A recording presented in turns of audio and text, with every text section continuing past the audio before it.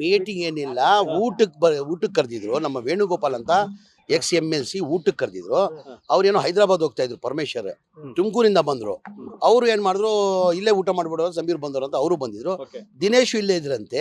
ಎಲ್ಲ ಊಟ ಮಾಡಿ ಪಾಡಿಗೆ ಹೋಗ್ತಾ ಇದ್ರು. ಏನಿಗೆ ನಂಗೆ ಅನ್ನೋದು ಏನಿದೆ? ಏನಿಲ್ಲ.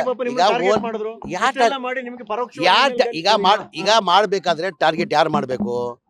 ಸುರ್ಜೇವಾಲಾ ಮಾಡ್ಬೇಕು, DK ಶಿವಕುಮಾರ್ ಅವ್ರು ಮಾಡ್ಬೇಕು, ಮನೆ ಮುಖ್ಯಮಂತ್ರಿಗಳು ಮಾಡ್ಬೇಕು. ಅವ್ರು ಯಾರನ್ನ ಮಾಡಿದಾರಾ?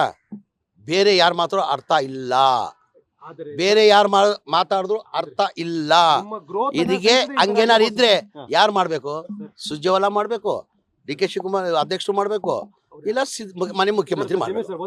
ನಿಮ್ಮ ಗ್ರೋತ್ ಅನ್ನ ಪಾರ್ಟಿ ಒಳಗೆ ಸಹಿಸದೆ ಒಂದು ವರ್ಗ ನಿಮ್ಮ ವಿರುದ್ಧ ಪಿತೂರಿ ಮಾಡಿ ಆತರ ಖಂಡಿತ ಇಲ್ವೇ ಇಲ್ಲ. ನೀವು 18ಕ್ಕೆ ಬಂದ್ರಿ, ಆತರ ಇಲ್ಲ. 18ಕ್ಕೆ ಬಂದ್ರಿ ಕಾಂಗ್ರೆಸ್ಗೆ. ಆದ್ರೆ ಇಲ್ಲಿ ಕಾಂಗ್ರೆಸ್ ನಾಯಕರು ಎಲ್ಲೋ ಒಂದು ಡಿಸ್ಟರ್ಬೆನ್ಸ್ ಆಯ್ತು, ಅದು ಈಗ ಜಾರಿ ಆಗ್ತದೆ. ಈಗ ನಾನು ಏನ್ ಹೇಳ್ತಾರೆ, ನಾನೊಬ್ಬ ಸಾಮಾನ್ಯ ಕಾರ್ಯಕರ್ತ, ನಾನು ಆ ಮಟ್ಟಿಗೆ ರೀಚ್ ಆಗ್ಲಿಲ್ಲ. ಅವ್ರು ತಿಳ್ಕೊಂಡಿರ್ಬೋದು. ನಾನು ಏನಂತೀನಿ ಅಂದ್ರೆ, ನಾನು ಆ ಮಟ್ಟಿಗೆ ರೀಚ್ ಇಲ್ಲ. ನಾನೊಬ್ಬ ಬಹಳ ಸಣ್ಣ ಕಾರ್ಯಕರ್ತ. ನಿಮ್ಮಂತ ಸಣ್ಣ ಕಾರ್ಯಕರ್ತರನ್ನ ಇಡೀ ದಕ್ಷಿಣ ಭಾರತದಲ್ಲಿ ಗುರುತಿಸಿ ಎಲ್ಲಾ ಕಡೆ ಕರಿತಾ ಇದಾರೆ. ಓಕೆ, ನೀವು ಸಣ್ಣವರೇ ಆದ್ರೂ ಕರಿತಾ ಇದಾರೆ. ಬಹುಶಃ ಅದು ಯಾರಿಗಾರು ಸಹಿಸಕ್ಕಾಗಿಲ್ಲ. ಇಲ್ಲ, ಆತರ ಯಾರ್ದಿಲ್ಲ. ಎಲ್ಲ ಖುಷಿ ಪಡ್ತಾರೆ. ಈಗ ಬೇರೆಯವ್ರು ಬೆಳೆದ್ರೆ ನಾನು ಇಲ್ಲ ಅಂತೀನಿ. ನಾನು ಯಾರನ್ನ ಯುವಕರು ಬೆಳಿತಾರಂದ್ರೆ ನಾವು ಖುಷಿ ಪಡ್ಬೇಕು. ಈಗ ಯಾರು ಕೇಳಿ ಒಂದ್ ನಿಮಿಷ ಹೇಳ್ತೀನಿ. ನಾನು ಯಾರು ರಾಜಕೀಯದಲ್ಲಿ ಗೂಟ ಹೊಡ್ಕೊಂಡು ಕೂತ್ಕೊಳ್ಳಲ್ಲ. ಈಗ ನಮ್ದು 62 ಹಾಕಿದ್ದೀರಿ. ನನಗೂ 62 ಆಗಿದೆ. ಬೇರೆ ಯುವಕರು ಬೆಳಿಬೇಕು. ನಾನು ಅದು ಆಸೆ ಪಡೋನು. ನನ್ನ ಬಗ್ಗೆ ಯಾರು ಏನು ಮಾಡ್ತಾರೆ ಅಂತ ಟೀಕೆ ಮಾಡಕ್ ಹೋಗಲ್ಲ ನಾನು. ನಂದಂದ್ರೆ ಇನ್ನ ಯುವಕರು ಬೆಳಿಬೇಕು, ಹೆಚ್ಚಿನ ಮುಂದೆ ಬರಬೇಕು.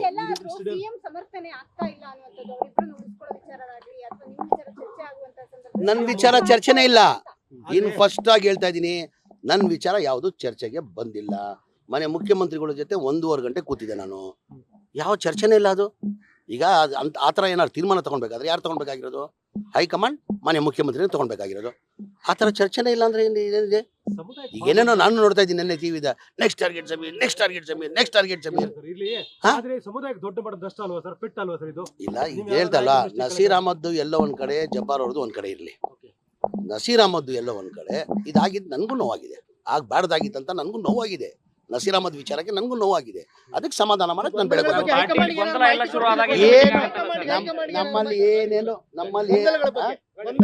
ನಮ್ಮಲ್ಲಿ ಏನೇನು ಗೊಂದಲ ಇಲ್ಲ ಸರ್. ಯಾವ್ದಲ್ಲೂ ಗೊಂದಲ ಇಲ್ಲ. ಯಾವ ಮಾಹಿತಿ ಈಗ ನೋಡ್ರಿ, ಈಗ ಮನೆ ಮುಖ್ಯಮಂತ್ರಿಗಳು ಚರ್ಚೆ ಮಾಡಿದೀವಿ. ಅಧ್ಯಕ್ಷರು ಮಾತಾಡ್ಬೇಕಂತ ಇದ್ದೆ. ಅವರು ಏನೋ ಕೊಯಮತ್ತೂರಲ್ಲಿ ಇದ್ದಾರೆ, ನಾಳೆ ಬರ್ತಾರಂತೆ. ಅವ್ರಿಗೂ ಭೇಟಿ ಮಾಡ್ತೀನಿ ನಾನು. ಇದೆಲ್ಲ ಆಗಿಲ್ಲ ಸರಿ ಅಂತ ಹೇಳ್ಬೇಕು ತಾನೆ.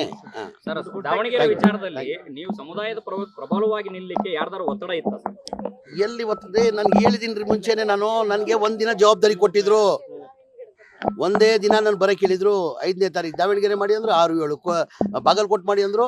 ನಾನು 7ನೇ ತಾರೀಕಿಗೆ ಬರಕ್ ರೆಡಿ ಇದ್ದೆ. ಕರೆದ್ರೆ ಅಗತ್ಯ ಇದ್ರೆ ಬರ್ತೀನಪ್ಪ ಅಂತ ಹೇಳಿದ್ರೆ ಕರೆದಿದ್ರೆ ನಾನು ಹೋಗ್ತಾ ಇದ್ದೆ. ಗೊಂದಲ ಈಗ ನಾನು ಒಂದೇ ನನ್ನ ಮಾಧ್ಯಮ ಸ್ನೇಹಿತರಿಗೆ ಒಂದೇ ಹೇಳೋದು, ನಾನು ಎಲ್ಲೋ ಅಪ್ಸ್ಟ್ಯಾಂಡಿಂಗ್ ಆಗ್ಬಿಟ್ಟು ಬಂದಿಲ್ಲ ಅಂದ್ರೆ ಈ ಪ್ರಶ್ನೆಗೆ ಉತ್ತರ ಕೊಡ್ತಾ ಇದ್ದೀನಿ. ನಾನು ಯಾವ ಕೆಲಸ ಮಾಡಿದ್ದೀನಿ ನಾನು? ಇಲ್ಲ, ನಾವು ನಮ್ಮ ಕೇಳಿದೀವಿ ಅಂದ್ರೆ ಆವತ್ತಿಂದ ಪದ್ಧತಿ ಬಂದಿದೆ. ಯಾರು ಕುಟುಂಬದಲ್ಲಿ ಸಾಯ್ತಾರೆ ಅವ್ರ ಕುಟುಂಬಕ್ಕೆ ಕೊಡ್ಬೇಕಂತ ಆವತ್ತಿಂದ ಪದ್ಧತಿ. ಕೇಳೋದ್ರಲ್ಲಿ ತಪ್ಪೇನಿಲ್ಲ. ಇಲ್ಲ, ಒಂದ್ ನಿಮಿಷ, ಕೇಳೋದ್ರಲ್ಲಿ ತಪ್ಪೇನಿಲ್ಲ ತಾನೆ. ಅಂದ್ರೆ ಆವತ್ತಿಂದ ಪದ್ಧತಿ ಬಂದಿದೆ. ಯಾರು ಕುಟುಂಬ ಸಾಯ್ತಾರೆ ಆ ಕುಟುಂಬಕ್ಕೆ ಕೊಡ್ಬೇಕಂತ ಅವತ್ತು ಎಲ್ಲ ನಮ್ಮ ಬರೀ ಕಾಂಗ್ರೆಸ್ ಪಕ್ಷ ಅಂತಲ್ಲ, ಎಲ್ಲಾ ಪಕ್ಷದಲ್ಲೂ ಆ ಪದ್ಧತಿ ಬಂದಿದೆ. ಅದು ಯಾವ್ದು? ಅವ್ರು ಏನೋ ಶಾಸ್ತ್ರ ನೋಡಿ ಮಾಡಿದ್ದಾರೆ. ಖುಷಿ ಇದೆ ನಿಮ್ಗೆ? ಯಾವತ್ತು ಖುಷಿನೇ. ನಾನು ಬೇಜಾರಾಗಿಲ್ಲ ಸ್ವಲ್ಪ?